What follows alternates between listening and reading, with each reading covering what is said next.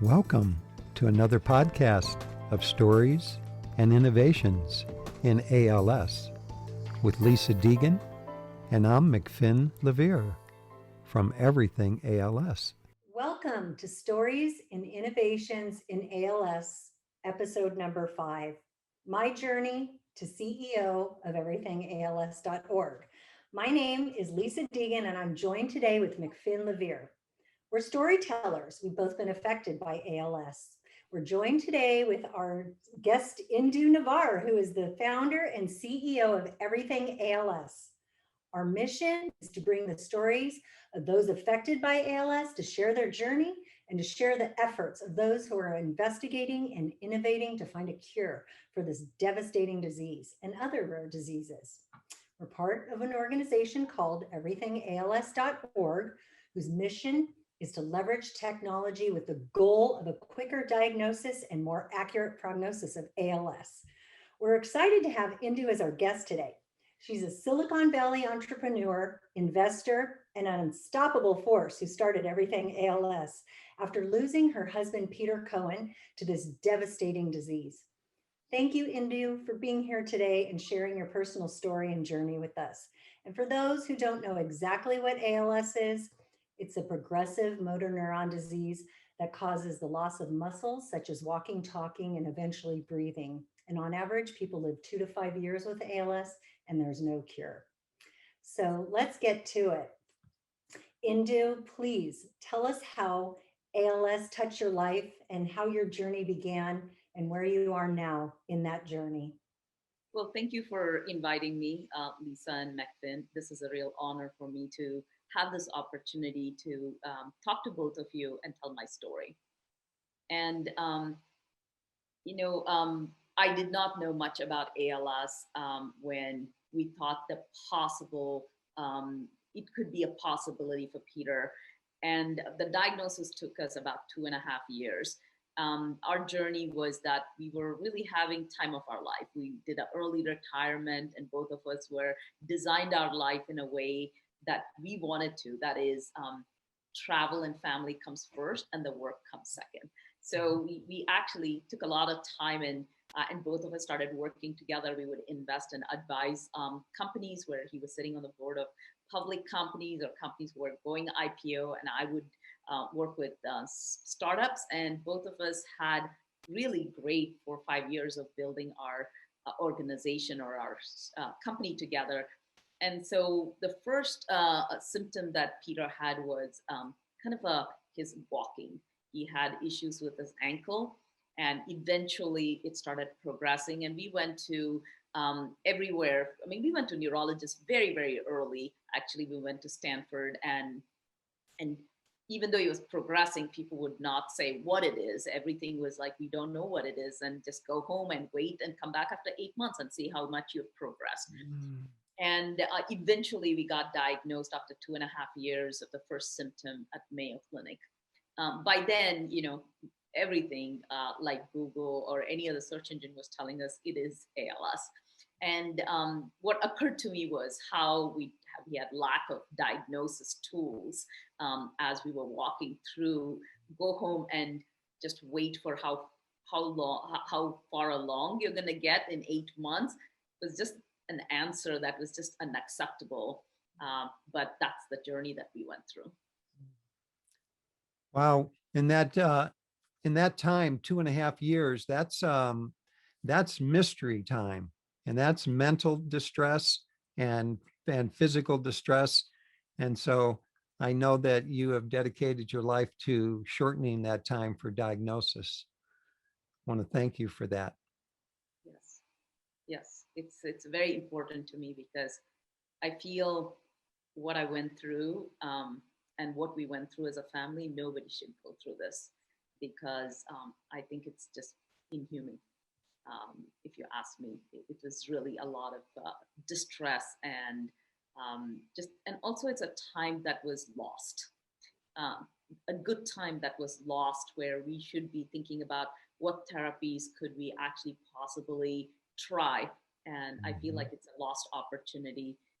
And I honestly today believe that if we had good diagnosis and we had known in the first few months of ALS, few months of Peter's symptoms, that it was ALS, he would be alive today, because we could have had, more opportunity to try more therapies and also stop this. And this Wow. is a lot of stress, even on you as his wife. It's so you're going through it equally on maybe a different level. You're still healthy, but you're taking on a lot of stress because of what both of you are going through.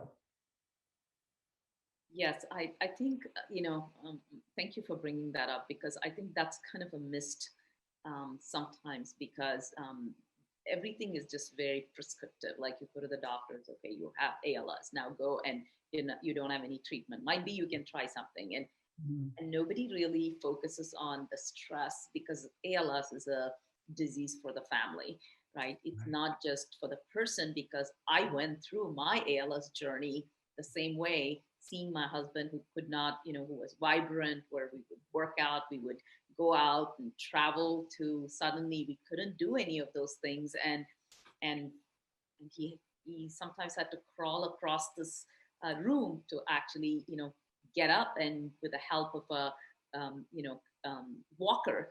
And sometimes he couldn't get off from the sofa, or, so seeing those things was just devastating. And every day is, you wake up going, oh my God, I hope I can take one more day and bear one more day. Hopefully it won't be one more surprise, because the surprises are only, in most cases, one-way street. Wow. With all of that memory, Indu, why would you want to dedicate so much of your life now, bringing back all those memories and dealing with all these people who have the same thing as that took Peter? Isn't that a little too much? What keeps you going? I get asked that question, and I got asked that question from day one. Why would you do that?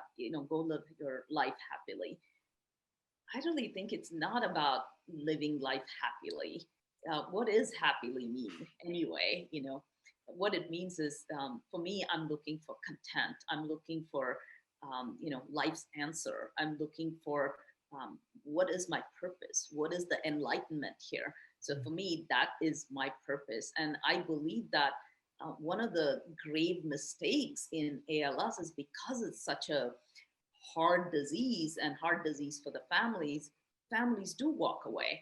And most of the people probably can't afford to do what I'm doing, that is dedicate my life to ALS, because they have either small children, or they have to work, they have to move away, and it's not one size fits all. For me, my life purpose is trying to find the bottom of this, the cause, and also cure for this disease, because that is my purpose. And I believe that things come to my life for a reason, and I need to look at it that way. And also, secondly, I keep Peter alive through this, because my work is keeping me, the love of my life, close to me.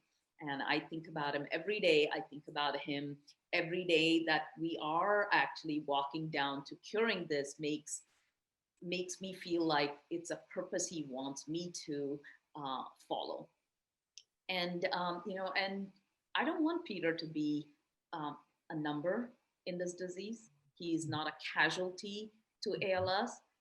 He is going to be the force that change the face of ALS. Yes. And I believe, for me, that's the only way I can live. And there is no doubt 1000% in my mind that I want to do anything else than be part of ALS community and work. Yesterday somebody called me and said, how many hours a week do you work on ALS? I said about 60 to 80 hours a week. So this is what I do around the clock, because it's that important, and we need to fix this. And it sounds like, I'm guessing that your strength has, and your enlightenment has developed even a more stronger connection. You probably have much more, you're on a different level now, it sounds like, just from everything you've been through and the work that you're currently doing now. But I want to understand, or I wanted to ask you, so some pivotal points from your life, how has that translated into your work now or your journey? Can you talk a little bit about that? That's a very good question because, I keep asking myself, where in my life did I actually develop or cultivate these different, skills that I'm bringing to life. I just sometimes feel like this is probably what I'm supposed to be doing, because everything I've ever done in my life just comes to fruition here. I can apply it in a very, very profound way. So I think it started off with me growing up in India, where I was a girl, and the girls just got married at 18 and wanted to just think about having a husband and kids. And that was something that I never thought that was me. And I always had to put up a big, fight with my family to say that is not the path that I'm going to follow. And, I just learned how to think independently, and also very, very strong gut feeling, right? I just felt like nobody were seeing the path that I was seeing for myself. So that means I needed to advocate for myself in a way that, and convince them that this is the path. And so I think me being a female, doing engineering and coming to United States by myself to go get my master's was just like unheard of, because in my family, nobody actually got educated or did something beyond 18. And so it was kind of, I think that made me stronger and developed my own gut. And then through my journey, of starting something very young at WebMD, and then starting my own software company and going through two recessions, '01 and '08, and having a newborn baby at the same time, caring for a newborn baby, and being many obstacles that throw my way, being a venture-backed company, just has made me have a lot of skills in my toolbox, that I feel like a lot of things that I've put together here. And even though I'm very new to working in research or ALS or medical in this way, I feel like I've developed a lot of framework, and I apply my framework of problem solving to a lot of the things that we're doing at Everything ALS.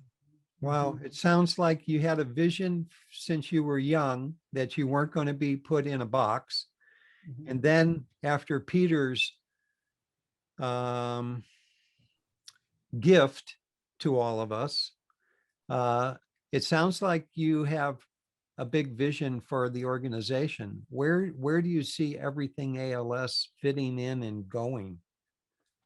I think, Everything ALS was formed because I believe that we as patient community can do a lot more than waiting for something to be done, or creating an advocacy where we take care for emotional health only. And I said, how do we actually partner and really move the needle and really be the innovators, and not just wait for some innovation come our way and fix the problem? So we are going to be the problem solver. So that is kind of, one of the key things in Everything ALS that we ask is why not, right? So we ask question of why not? You can be done, why not? So, and then some of it, we just ask questions and do it. And we're creating the engine to execute and ask why not, and be the innovators, because we're not going to just sit and wait for the things to happen. We are going to be the change. We are not going to wait for the change. So with that in mind, it's really bringing in the patient community along the way and doing something that has never been done before. And just in the last 12 months, we've proven that we're able to kick off a research project, collect the data that's never been collected before, and we have over 500 people who are enrolled in our, for example, our speech and facial recognition project. And just last week we heard from the researchers, both from very well known at MIT and IBM, that they're seeing very, very clear signal for early diagnosis and progression tracking. So that is, that is what we need to do. And all of these things have been done in less than 6 months.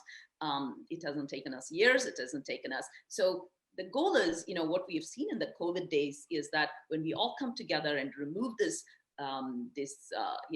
silos that we've put together, or these frictions we've put together, things can happen fast. So this is not about can it be happening? If you can actually remove all the processes out of the way that's actually hindering, yes, this is possible. And that's what Everything ALS is doing, is we figure out what the frictions are, and we work with the institutions, we work with the researchers, we work with the patients, we work with the pharma companies, and we work with the FDA. We want, in the end, we're not looking for publications, we're not looking for feather in the cap, we're looking to make an impact in another person's life, because we do not want people to go through what Peter and I went through.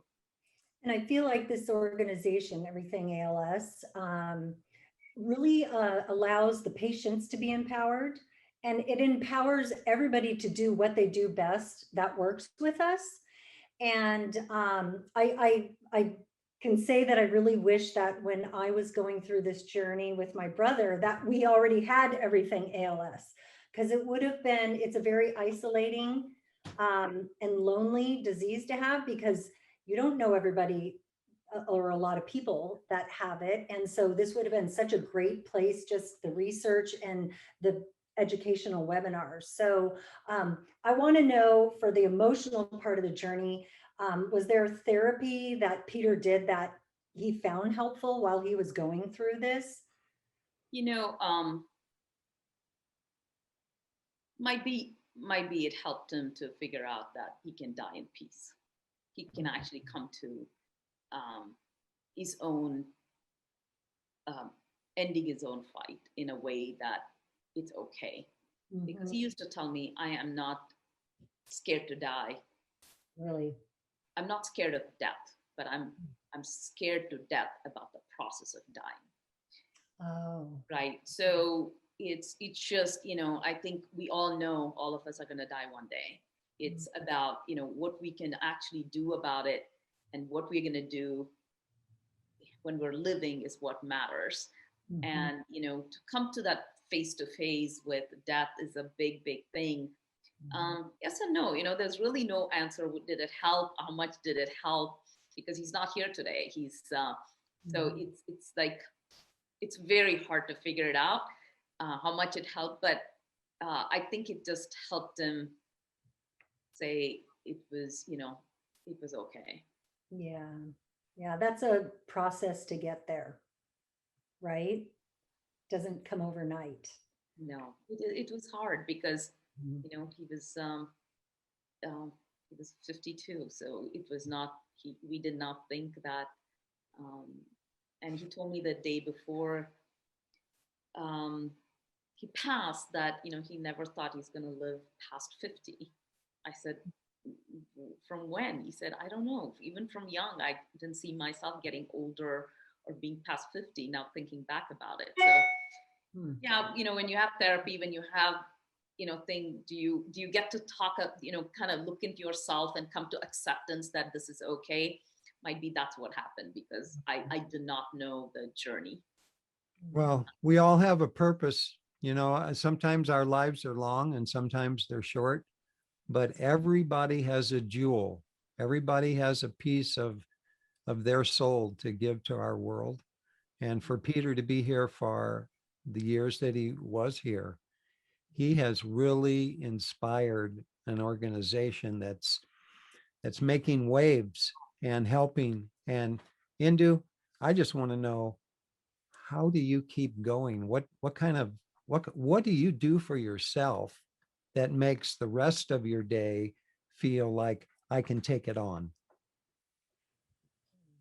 Yeah, it's a very good question, McFinn. I keep asking, what was the purpose of Peter in my life? And I feel like the love and the unconditional love that he showed me, I mean, he is my soulmate, and he is, and there is no doubt, even today when I think about him, the love is this, feels like it's growing. It's kind of, without the physical body. I know it feels weird, but it's not. I mean, I'm just experiencing it. And I feel like that was his purpose, to just put that fire in my belly to say, this is what So he keeps me going. And what do I do physically? I'm big into working out, and I do make sure that I do my workout. And recently I started ballet classes. I started French classes. So there is some things I need to do to fuel myself and, kind of explore, what the things that I wanted to always explore. And dancing is a great way, and learning language is a great way. And I feel like these are the things Peter loved doing. He was a ballet dancer when he was 19, and I didn't know much about ballet, or he knew French and I didn't know much about it. And I'm learning those things because I feel like these are the things that he was, and this is the way I want to do. I want to do things that he knew, because somehow I feel that's important to me. So that's kind of how I keep going. And you also meditate, Indu, right? Yes, I do meditate. That's an important part of mindfulness for me. Yes. Keeps you connected. Yes. It's so nice when we have that variety, because, it's not just one thing in our life, where each of us is a bouquet, and we each need to know that we have many flowers to pick in our life. And so by you doing ballet, how wonderful to honor yourself and to say, Peter, you inspired me.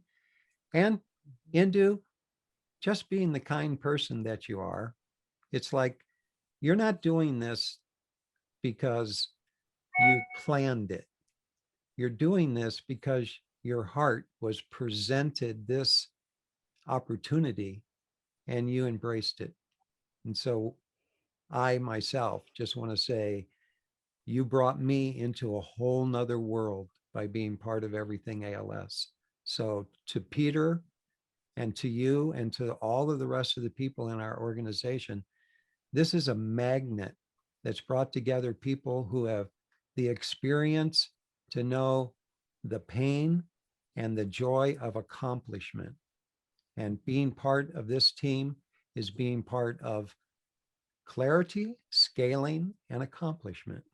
So thank you for bringing us along on your journey. Thank you, McFinn. And, I couldn't have done it without you guys, as you know. And this is all of us together bringing in our combined energy. And I can't thank you enough. And trust in the leadership, trust in me, and trust in the mission that we're doing. And as we can see that, the power is in all of us coming together and giving different perspective.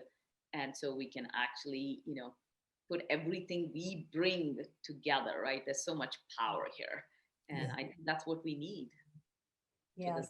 I feel like there's like a force above that's been driving you and driving all of us and bringing us all together and really making things work. And it's been a great journey to be a part of the organization with everything that has been created, and to see the changes that are happening like at lightning speed. And it's just, everything's just taken on its own path and its own journey. Yeah, I think one of the things is that I think the difference in what we are doing is that we're in a flow, right? We have nowhere else to go other than the end point here. And we're not doing it for our career. We're not doing it because we want to establish some power here, or we are trying to establish a career. We don't have any motive here other than getting to the end point and changing the course of this disease, because that's the only way we're going to go out, right? So I think there is a purity there. There is a flow here, and that's one mission for all of us, that we need to see the end of it, because that's no question asked.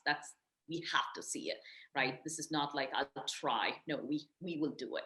So I think it's just that I think we're in the flow. And I think it's amazing that how many calls I get every week that people want to be part of this. People want to join us. People want to do something, right? And I think that's kind of the energy that we are forming, and also showing that with this template in ALS, if we can prove that we can get to the bottom of this disease in the way we are approaching, this could be a great plug to a lot of the other diseases, 7,000 diseases that is struggling today to get any kind of, answers. Yeah, it's a wonderful platform. And I think others are seeing that we're basically filling in the cracks that have existed. And, hopefully our results will be coming out soon for our study to show we really are making progress. Yeah, and I would like to About do our a speech plug here. project? Yeah, one thing I wanted to do is like to also say, any of the participants who participate in any of our research, the data belongs to them. So they'll be able to look at their data and also see the progression or what's going on. If they want to see how their speech is doing or how their progression is, because we also look at other parameters as well and put notes that they started acupuncture at this time, and let's see if actually any changes happened. So they can actually now take control of their own journey, which as ALS patients, we do that, right? We're not sitting there not doing things. But this way we can actually say, let me look at all the other data that we're collecting, and you can put your own therapy that you're doing as well on top of it and see if there's any changes in this data. So which I wish we had, because we didn't have any ability, and I was trying. So this is kind of what we are bringing, right? So I think talking about our dashboard specifically. Correct. Yes, Okay. our participants. Everything ALS has a dashboard for the participants Correct. to go to see all this. Okay. Correct. That's really exciting. We're releasing that later this week, and we're really excited because that was again taking control of your own self, right? I mean, we want to give back the feeling of involvement, getting the control back, and we're all going to be working together to make this change as opposed to waiting for something to happen. Which we are giving all of our pals a mission, and some of them are ready for it, and some of them just want to have the benefit of it. So there's something for all of the people who we are working with. They are working with us, and it's so nice to see them gather every 2 weeks and show their support. So for everything ALS to prosper, it takes more than us 10 volunteers who are giving our life's blood to this. So I just like to say, Indu, thank you for attracting the pals who come our way. I know that each of us does it, but it took the organization to form before there could be a vortex for everybody to join.